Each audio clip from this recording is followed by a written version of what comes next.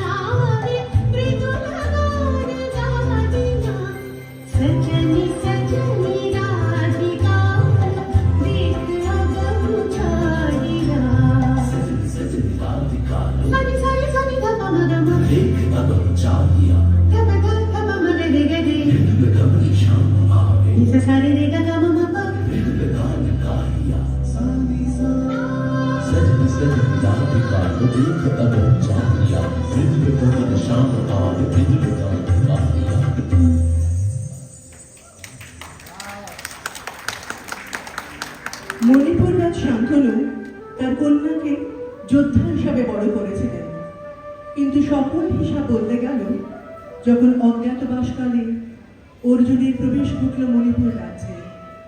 এক যোদ্ধার পৌরুষ এবং তার অর্জুন প্রেমে মগ্ন নারী সত্তার টানাপোড়েনের কাহিনী ধরা দিল 1892-তে চিত্রাঙ্গদা নৃত্যনাট্য হয়ে। অত্যন্ত জনপ্রিয় এই নৃত্যনাট্যটি থেকে নির্বাচিত আমাদের বীর রসের প্রস্তুতি।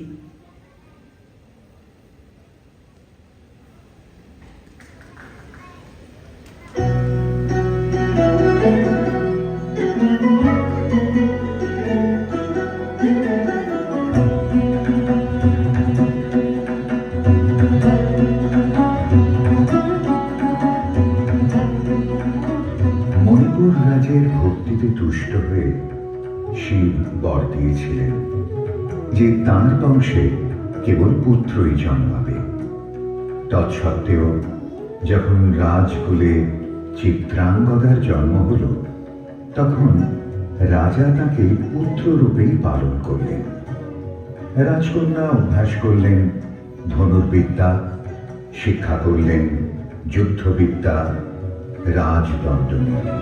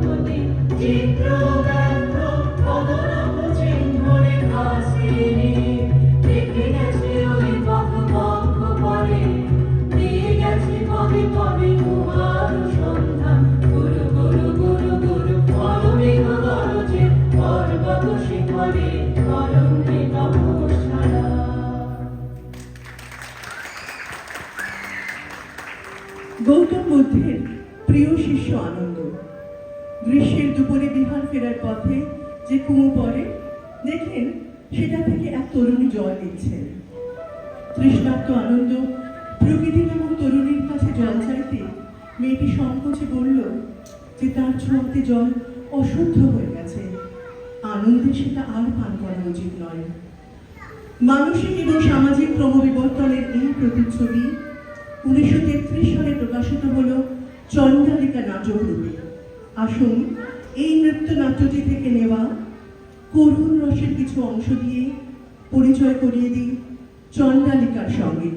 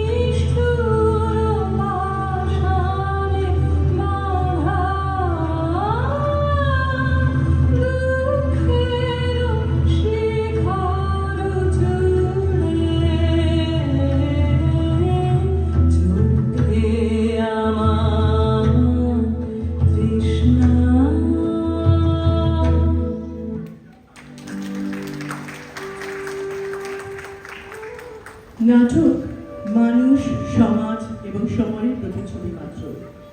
ক্রোধ যেরকম আমাদের দৈনন্দিন অনুভূতির অন্যতম, সেই রকম এই রুদ্র রস নাট্যকলার এক অভিন্ন অঙ্গ। কবিগুরুর আরেকটি রচনার মাধ্যমে আমরা রুদ্র রসের উপস্থাপনা করছি, সেটি হল পিনাকিতে লাগে টঙ্কা।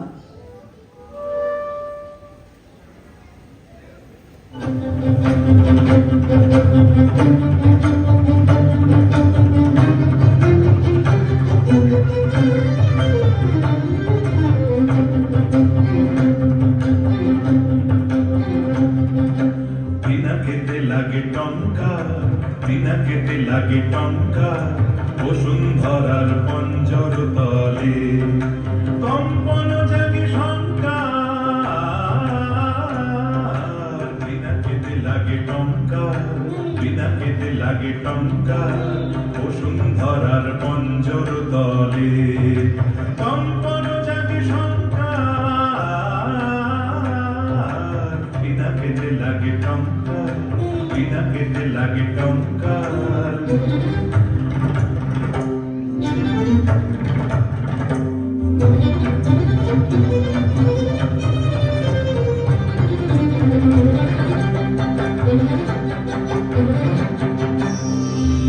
আকাশেতে ঘোরে ঘূর্ণি, সৃষ্টির বাঁধা চূর্ণি।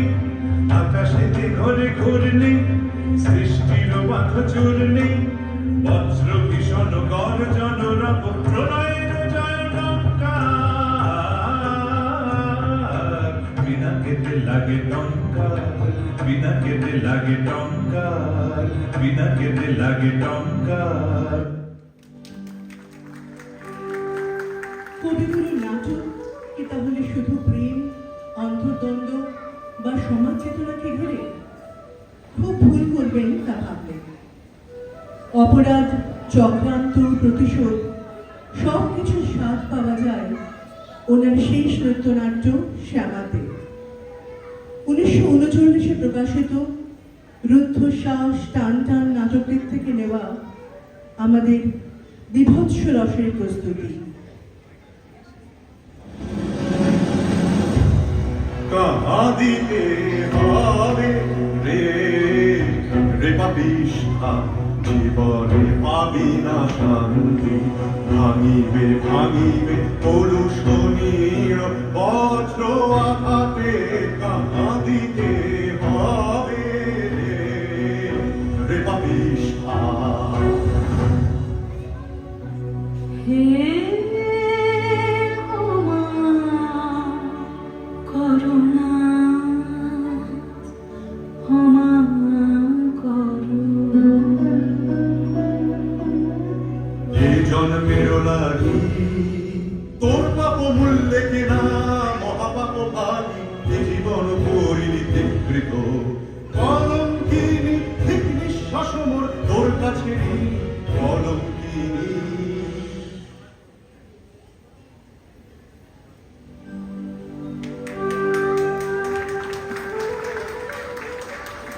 কবিগুরুর প্রায় 100-এর উপর বর্ষার গান লিখেছেন। সেই সব গান আমাদের বাঙালি জীবনের সঙ্গে অজান্তে একাত্ম হয়ে গেছে। তাই শান্ত, রৌদ্র তপ্ত, তৃষ্ণার্ত ধরিত্রীকে তৃপ্ত করতে যখন আকাশে কালো মেঘের আগমন হয়, মনের কোণায় কোনো না কোনো রবি ঠাকুরের গান বেজেই ওঠে। বর্ষার নানান রকম রূপ ধরা দিয়েছে ঠাকুরের রচনায়, কখনো তা স্নিগ্ধ বা কখনো রুদ্র। রবি ঠাকুরের একটি অপেক্ষাকৃত কম জনপ্রিয় বর্ষার গান দিয়ে আমরা ভয়ানক রসিক অভিনয় প্রস্তুত করছি। আমাদের পরবর্তী নিবেদন প্রচণ্ড গর্জনে।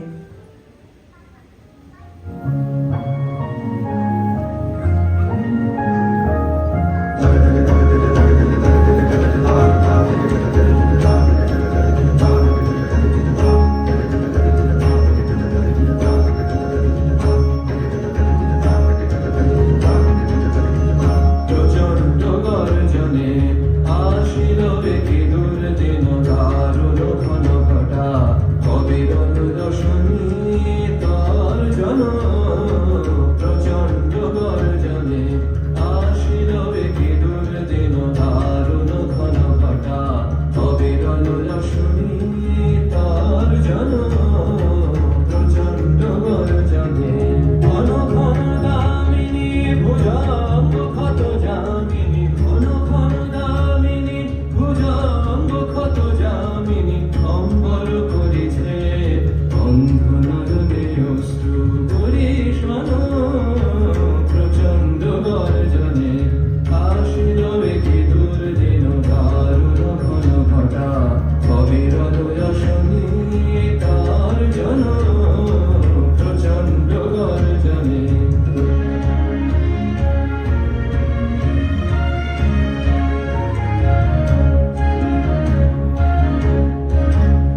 देवादिदेव शंकर, देवादिदेव शंकर, त्वं हि महेश्वर, त्वं हि महेश्वर। त्रिशूलधर डमरुकर ढिम ढिम बाज बाज, त्रिशूलधर डमरुकर ढिम ढिम बाज बाज। धितां पातुरिकत गदिगनदा, गदिगनदा, गदिगनदा। देवादिदेव शंकर, देवादिदेव शंकर।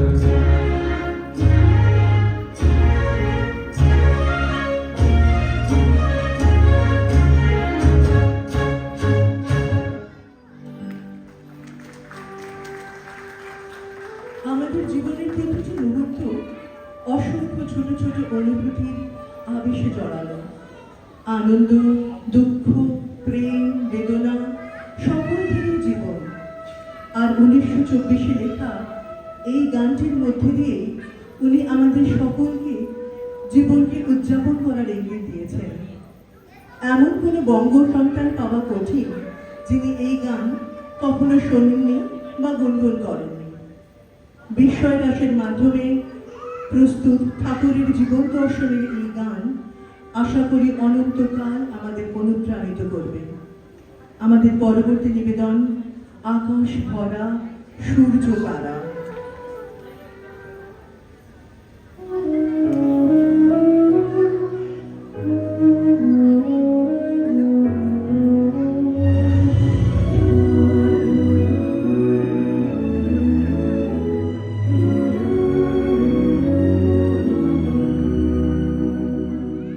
আকাশ ভরা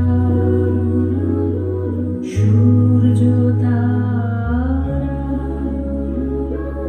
বিশ্ব ভরা প্রাণ, তাহারি মাঝখানে আমি পেয়েছি মোর স্থান।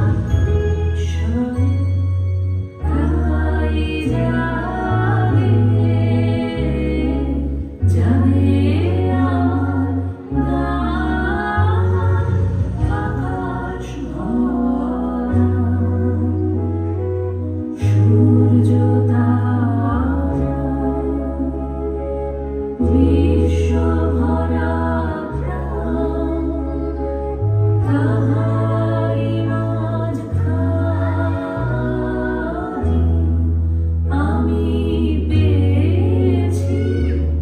আমি পেয়েছি মোর স্থান।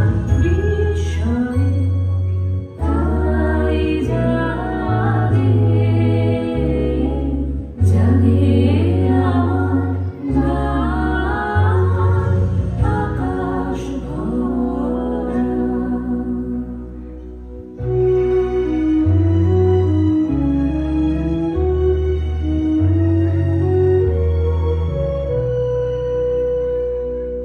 অসীম কালে জিহিলোলে জোয়ার ভাটা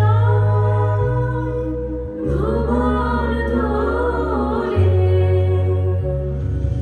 অসীম কালে জিহিলোলে জোয়ার ভাটা ভুবন দোলে। গাইতে মোর রক্ত ধারায়, লেগেছে তার গান। বিষয় তাই জাগে আমার গান। আকাশ ভরা।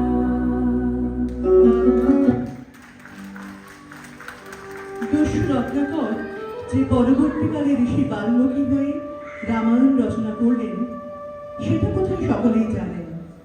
কালীভক্ত সেই ভয়ঙ্কর ডাকাতি সর্দার থেকে মা সরস্বতীর বরপুত্র হওয়ার কাহিনী 1881-তে প্রকাশিত ঠাকুরের প্রথম নৃত্যনাট্য বাল্মীকি প্রতিভা। নাটকটি প্রথম মঞ্চস্থ করা হয় জোড়াসাঁকো ঠাকুর বাড়িতে এবং ঠাকুর নিজেই অভিনয় করেন বাল্মীকির ভূমিকায়। অসংখ্য মজাদার মুহূর্ত জড়িয়ে বাঁধা এই নৃত্যনাট্যটির থেকেই নেওয়া হাস্যরসের অভিব্যক্তি।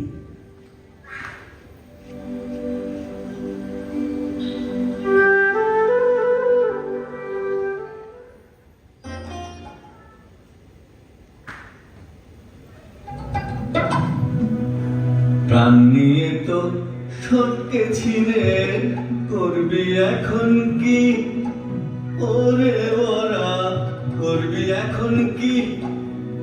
বাবারে আমি চুপ করে এই কচু বনে লুকিয়ে থাকি। প্রাণ নিয়ে তো সটকেছি রে, করবি এখন কি? ওরে বরা করবি এখন কি?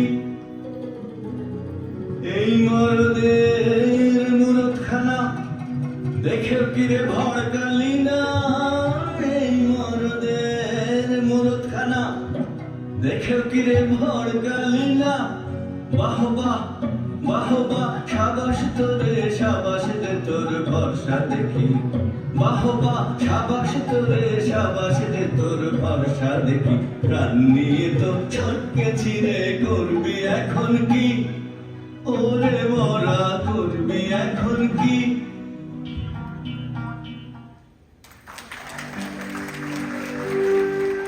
সঙ্গীতের যে কোনো নির্দিষ্ট গণ্ডি বা পরিধি হয় না, ঠাকুর তার রচনার মাধ্যমে অনেকবার তার প্রমাণ দিয়েছেন। পূজা পর্যায়ে বিখ্যাত গানটি দক্ষিণ ভারতীয় কর্ণাটিক ভজনের শৈলীতে সুরারোপিত এবং 1893-এ মাঘ উৎসবে প্রথম প্রস্তুত করা হয়। আসুন মন প্রাণ খুলে আরেকবার শুনি শান্ত রসে আবৃত আমাদের সর্বশেষ প্রস্তুতি আনন্দ লোকে মঙ্গলালোকে।